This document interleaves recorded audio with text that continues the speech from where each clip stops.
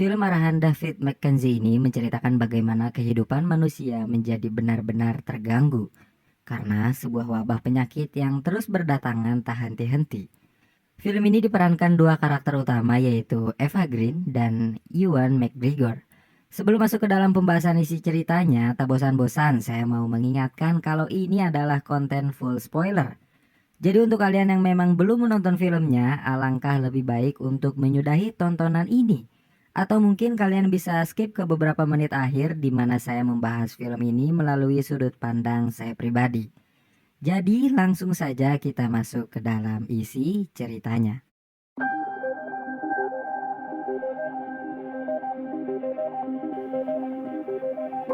Film dibuka dengan memperlihatkan seorang perempuan bernama Susan yang merupakan seorang ahli epidemiologi. Hari itu, ia tiba-tiba saja diajak seorang dokter untuk melihat seorang pasien dengan gangguan kalau dirinya tiba-tiba tak lagi mencium bau-bauan melalui hidungnya, di mana pasien dengan gejala tersebut kini terjadi di berbagai negara dengan ciri-ciri yang sama.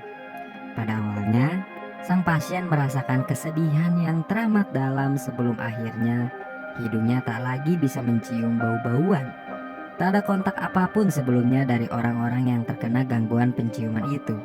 Jadi, sang dokter meminta untuk tidak membuat panik keadaan dan mencoba mencari tahu penyakit apa yang sedang diderita oleh orang-orang yang tak lagi bisa mencium bau-bauan melalui hidungnya lagi. Lalu kita akan melihat seorang lelaki bernama Michael bekerja sebagai koki di sebuah restoran berbintang. Ia begitu handal dalam memasak. Restoran yang selalu penuh dengan pengunjung tersebut membuat Michael dan teman-temannya bekerja dengan keras agar semua makanan bisa disajikan dengan cepat dan juga lezat. Di dalam apartemennya, Susan terus memikirkan apa yang terjadi kepada pasien tersebut. Lalu tak lama ia ditelepon kakaknya. Kemudian, saat asik bertelepon, seseorang dari bawah meminta rokok kepada Susan yang ternyata itu adalah Michael yang sedang rehat sejenak dari kesibukannya menjadi koki. Para dokter di rumah sakit belum juga mengetahui penyebab dari penyakit tersebut. Bahkan, mereka semua tak tahu kenapa hal itu bisa terjadi di berbagai negara. Hal itu membuat mereka tak bisa mengetahui dengan jelas apakah penyakit itu menular atau tidak. Sementara itu, kini orang-orang dengan gejala tersebut terjadi di mana-mana. Orang-orang mulai menangis tak peduli mereka sedang berada di mana. Muda, tua, perempuan, laki-laki, mereka semua bisa terkena. Michael yang kebiasaannya menggunakan sepeda merasa heran orang-orang sekarang menggunakan masker di jalanan. Meskipun belum tentu pasti jika penyakit tersebut menular atau tidaknya. Penyakit yang kini semakin menyebar menyebabkan restoran di mana Michael bekerja kini sepi pengunjung. Karena siapa juga yang mau membayar makanan mahal namun mereka tak bisa mencium kelezatan makanan tersebut. Lalu ketika jam bekerja habis, Michael tak langsung pulang. Ia habiskan dulu rokok di belakang restoran seperti biasa dan tak lama kemudian Susan pun pulang dengan mobilnya. Yang lalu diajaknya Susan untuk mencicipi makanan lezat dari Michael. Di mana hal tersebut membuat Susan begitu menikmati makanan yang dibuat oleh Michael. Tapi sesaat kemudian, tiba-tiba saja Susan merasakan kesedihan yang begitu dalam, membuat dirinya menangis tak henti-henti. Air matanya terus saja keluar. Michael pun mengantarkan Susan menuju apartemennya. Ia baringkan Susan di sana dan kemudian saat Michael coba menenangkan Susan, ia pun perlahan-lahan mulai menangis. Bahkan kini tangisnya semakin kencang. Dan keesokan harinya, kini Susan dan Michael pun tak bisa lagi mencium bau-bauan. Indra penciumannya tak lagi berfungsi. Sekarang, karena orang-orang tak lagi mencium bau-bauan, pihak restoran pun membuat strategi baru, di mana bumbu ditambah lebih manis, lebih pedas, lebih asin. Kehidupan memang terus berjalan normal. Semua orang tetap bisa menjalankan hidupnya seperti biasa, meskipun kini indera penciumannya hanya tinggal kenangan. Lalu seperti biasa, saat libur Michael coba mengajak Susan untuk jalan-jalan keluar. Meskipun hal itu perlu sedikit rayuan agar Susan mau diajak jalan olehnya. Kini mereka berdua pun semakin dekat dan dekat. Meskipun di antaranya belum saling menginginkan untuk terikat dalam sebuah hubungan yang serius. Sekarang Penyakit tersebut semakin menyebar ke belahan dunia. Beberapa orang ada yang mengira kalau itu adalah sebuah kiamat ekologi, polusi, dan makanan yang dimodifikasi secara genetik. Beberapa orang yang lain mengira kalau ini adalah hukuman dari Tuhan. Beberapa orang yang lain mengira kalau ini adalah sistem kapitalis yang telah rusak. Dan beberapa yang lain mengira kalau ini adalah sebuah virus untuk meningkatkan ekonomi. Lalu beberapa hari kemudian, suatu hari ketika Susan berada di parkiran, ia tiba-tiba saja merasa begitu cemas yang teramat dalam. Dan hal itu bukanlah terjadi kepada Susan saja, tapi juga terjadi ke beberapa orang, termasuk Michael. Orang-orang kini merasa cemas, dan lalu kemudian mereka berubah menjadi seseorang yang sangat kelaparan. Apapun yang ada di sekitarnya langsung mereka lahap, tak peduli itu makanan mentah, atau bahkan beberapa di antaranya tak peduli jika itu bukanlah makanan. Mereka semua menggila menjadi manusia yang seperti binatang, tak bisa membedakan apapun. Lalu beberapa saat kemudian mereka seperti tersadar. Apa yang ada di tangan mereka kini mereka buang. Mereka merasa jijik terhadap diri mereka masing-masing. Ternyata hal itu adalah gejala awal dari manusia untuk kehilangan indera perasa. Tak ada apapun lagi yang bisa mereka rasakan melalui lidahnya. Orang-orang khawatir kalau ternyata akan ada indera-indera yang lain yang kemudian kembali tak berfungsi. Bahkan kini, pemilik restoran pun berpikir untuk menutup restorannya. Karena sekarang manusia tak lagi bisa untuk merasakan apapun melalui lidahnya. Makanan mahal maupun murah kini semua tak ada lagi bedanya. Tapi perlahan-lahan kehidupan berlangsung kembali normal. Orang-orang sudah mulai melupakan bagaimana lidahnya bisa berfungsi dengan normal. Michael pun berusaha bereksperimen membuat masakan agar bisa dinikmati, meskipun orang-orang kini tak lagi bisa merasakan apapun melalui lidahnya.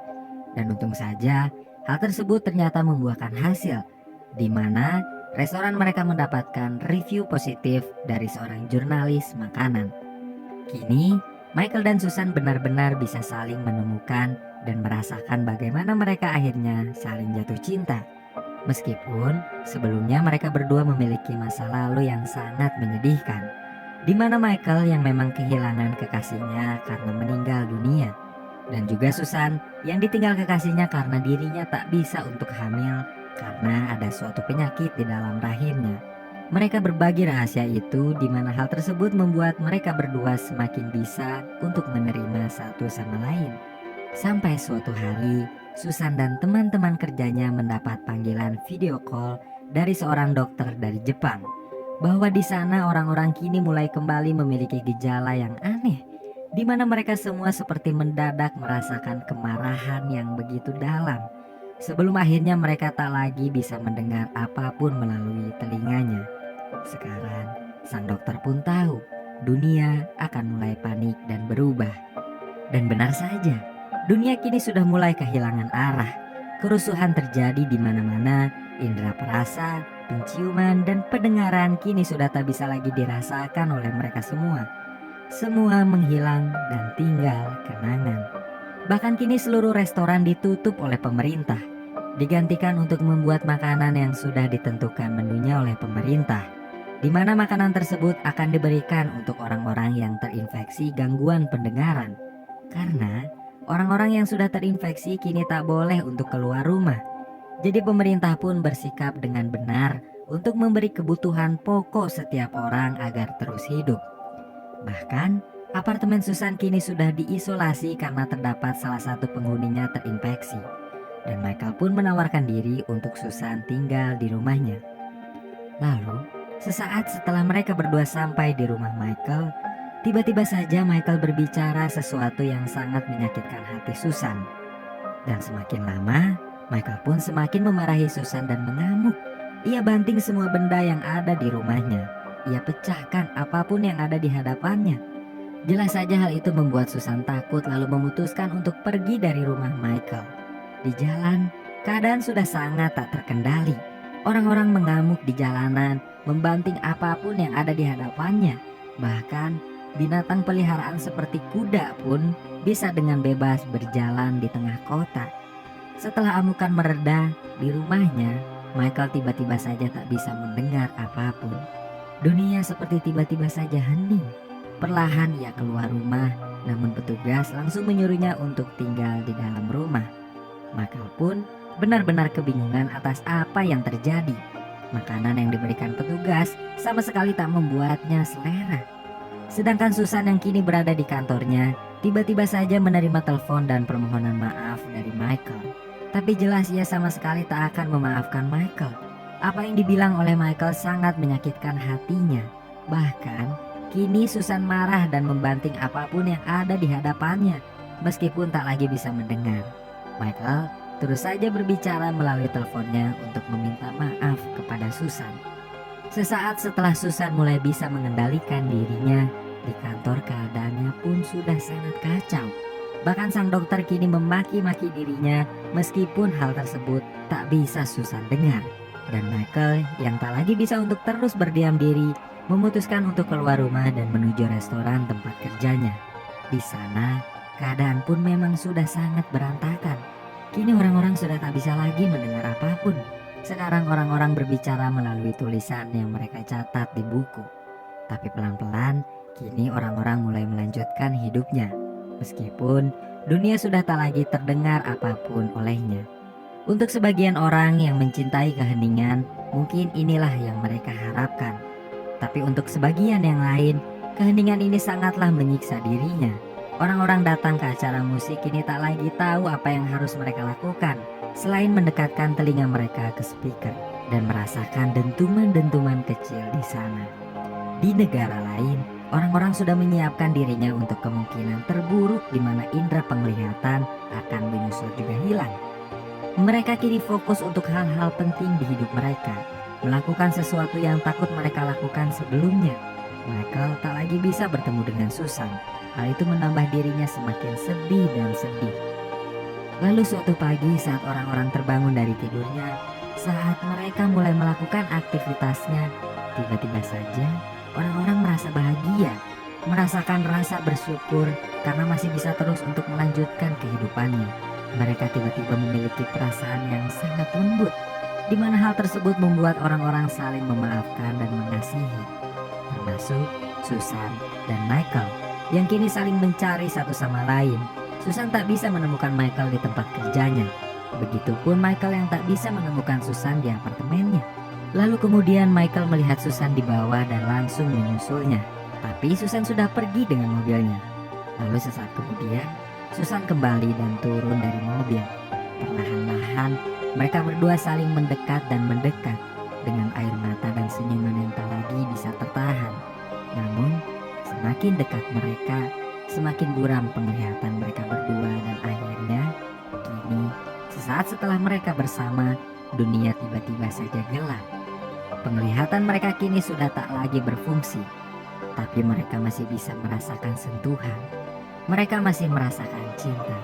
Mereka masih bisa merasakan kehangatan akan pelukan seseorang yang begitu kita cinta.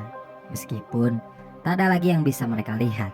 Bukan hanya mereka berdua, tapi semua manusia yang ada di planet yang bernama bumi ini.